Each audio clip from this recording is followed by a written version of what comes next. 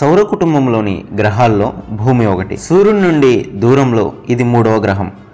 మానవునికి తెలిసిన ఖగోళ వస్తువుల్లో జీవం ఉన్నది భూమి ఒక్కటే. కొన్ని ఆధారాల ద్వారా పరిశీలిస్తే భూమి 450 కోట్ల సంవత్సరాల క్రితం ఏర్పడిందని తెలుస్తుంది. భూమి గురుత్వాకర్షణ శక్తి అంతరిక్షంలోని ఇతర వస్తువులపై, ముఖ్యంగా సూర్యుడు, చంద్రులపై ప్రభావం చూపిస్తుంది. మనల్ని విశ్వం గుండా అద్భుతమైన ప్రయాణానికి తీసుకెళ్లే వాహన నౌక భూమి. ఈ గ్రహం సూర్యుడి చుట్టూ గంటకు 1,07,280 కిలోమీటర్ల వేగంతో తిరుగుతుంటుంది. తన చుట్టూ తాను గంటకు 1,666 కిలోమీటర్ల వేగంతో తిరుగుతూ ఉంది. అంత వేగంగా తిరుగుతున్నప్పటికీ మనకి వేగవంతమైన కారులో ప్రయాణిస్తున్నట్లు ఎందుకు అనిపించడం లేదు? భూమి నిత్యం తిరుగుతూ ఉన్నప్పటికీ మనం ఎక్కడ వారం అక్కడే తిరగకుండా ఎందుకు నిశ్చలంగా ఉన్నాం అనే అంశాలను ఈ వీడియోలో చూడబోతున్నాం. వీడియో చాలా ఇంట్రెస్టింగ్గా ఉంటుంది. వెంటనే వీడియోని లైక్ చేసి ఎండ్ వరకు చూడండి. భూమి తిరుగుతున్నప్పటికీ ఈ భూమి మీద ఉన్న వస్తువులు, మనుషులు తిరగకుండా ఉండడానికి కొన్ని అంశాలు దోహదం చేస్తాయి. ఆ విషయాలను ఇప్పుడు మనం తెలుసుకుందాం. స్థిరత్వం, నిశ్చేష్టత. స్థిరత్వం ఈ విషయాన్ని ఒక ఉదాహరణ ద్వారా అర్థం చేసుకోవచ్చు. మీరు విమానంలో ఉన్నట్లు ఊహించుకోండి.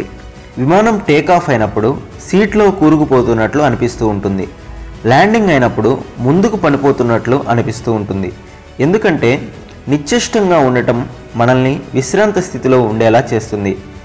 విమానం నిర్దిష్ట వేగానికి చేరుకున్న తర్వాత మనం కదులుతున్నట్లు అనిపించదు. ఆ సమయంలో అటు ఇటు నడవచ్చు కూడా.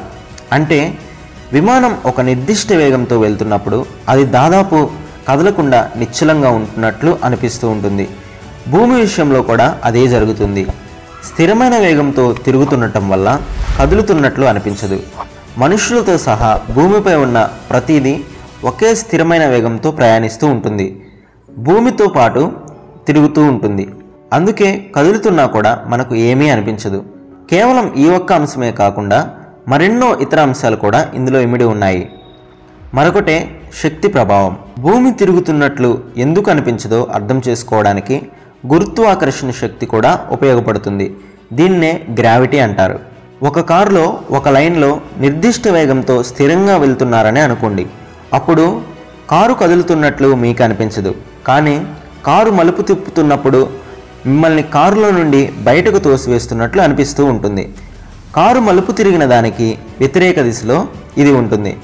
అలాంటప్పుడు మీరు కారులో నుంచి బయటకు పడకపోవడానికి మీ సీట్ బెల్ట్ కారణమని అనుకోవచ్చు. భూమి విషయంలోనూ ఇదే మాదిరిగా జరుగుతుంది. భూమి తిరిగేటప్పుడు సెంట్రిఫ్యూగల్ ఫోర్స్ ఉత్పన్నమవుతుంది. అది మనల్ని అంతరిక్షంలోకి విసిరేసేలా పనిచేస్తుంది. కానీ భూమి గురుత్వాకర్షణ శక్తి సెంట్రిఫ్యూగల్ ఫోర్స్ కంటే చాలా బలంగా ఉంటుంది. అందువల్ల మనం గ్రహానికి అతుక్కొని ఉంటాం. గురుత్వాకర్షణ శక్తి కారు సీటు బెల్ట్ మాదిరిగా పనిచేస్తుంది. భూమి తిరుగుతున్న మనం కదలకపోవడానికి దోహదపడే మరొక అంశం మన నమ్మకం. విశ్వానికి భూగ్రహమే కేంద్రమని, దాని చుట్టూనే మిగిలిన గ్రహాలు తిరుగుతూ ఉంటాయని మనుషులు కొన్ని శతాబ్దాల పాటు విశ్వసించారు. దీనివల్లనే భూమి కదలదు అనే భావన ఏర్పడింది. ఈ విశ్వానికి భూమి కేంద్రమని ఎంతో కాలంగా విశ్వసించారు. ఎందుకంటే ఆకాశం వైపు చూసినప్పుడు నక్షత్రాలు కదిలిపోవడం మనం గమనించవచ్చు. కానీ నికోలస్ కోపర్నికస్, జోహన్నెస్ కెప్లర్ సూర్య కేంద్రక నమూనా అభివృద్ధి చేసిన తర్వాత, గుడి చుట్టూ 4 ఉపగ్రహాలు ఉన్నాయని గెలీలియో కనుగొన్న తర్వాత, గ్రహాలన్నీ సూర్యుడి చుట్టూ తిరుగుతాయని తెలిసిన తర్వాత ఇది మారిపోయింది. అయితే భూగ్రహం కదిలితే అది మనకు తెలుస్తుంది. ఏదైనా ఎత్తైన ప్రదేశం నుండి ఒక వస్తువును విసిరినట్లయితే అది భూమి మీద పడదని భూకేంద్రక సిద్ధాంతాన్ని నమ్మిన వారు వాదించేవారు. కానీ దానిని ఖండించేందుకు గెలీలియో ఒక విధానం కనుగొన్నాడు. గెలీలియో ప్రశాంతంగా ఉన్న సముద్రంలో ఒక స్థిరమైన వేగంతో ఓడ మీద ప్రయాణిస్తున్నప్పుడు ఆ ఓడలో ఒక పాత్రలో నీటి చుక్కలు వేస్తూ ప్రయోగం చేశాడు. అప్పుడు ఆయన ఒక విషయం గమనించారు. ఓడ ముందుకు కదులుతున్నప్పటికీ నీటి చుక్కలు అటు ఇటు పోకుండా ఖచ్చితంగా పాత్రలోనే పడుతున్నాయి. దీని ద్వారా ప్రతి ఒక్కటి మనం ఎక్కడ ఉన్నామనే దానిపై ఆధారపడి ఉంటుందని ఆయన నిరూపించారు. ఈ విధంగా రిలేటివిటీ అంటే సాపేక్షత సూత్రాన్ని రూపొందించిన వ్యక్తి గెలీలియో. భూమి కదులుతున్నప్పటికీ దాన్ని మనం గ్రహించలేకపోవడానికి మరొక కారణం ఏంటంటే దానికి మనం అలవాటు పడిపోవడం. మనం ఈ కదలికకు పుట్టినప్పటి నుండి అలవాటు పడ్డాం. భూమి కదలిక కారణంగా మనకు మైకం కలగకుండా జీవరాశుల్లో శ్రావణ వ్యవస్థ ఏర్పడిందని రే అభిప్రాయపడ్డాడు. అలాగే వాతావరణం కూడా భూమితో పాటు దాదాపుగా అదే వేగంతో కదలడం కూడా కీలక పాత్ర పోషిస్తుంది.